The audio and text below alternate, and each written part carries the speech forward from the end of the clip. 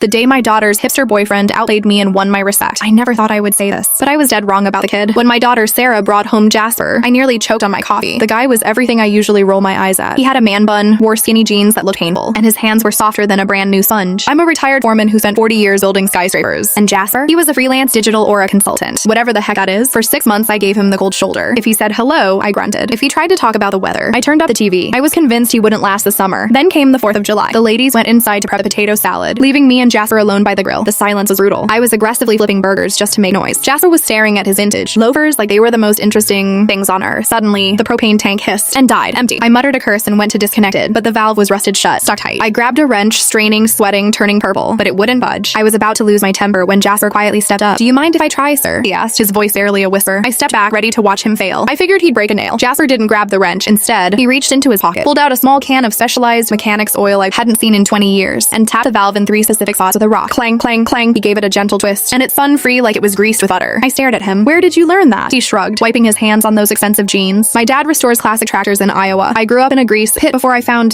crystals." I let out a laugh, a real deep belly laugh. "Well then, grab a beer, Iowa. You're manning the grill." By the time the girls came back outside, we were on our 3rd cold one, arguing about the best engine transmission of 1972. He's still a little weird, but he's our weirdo now.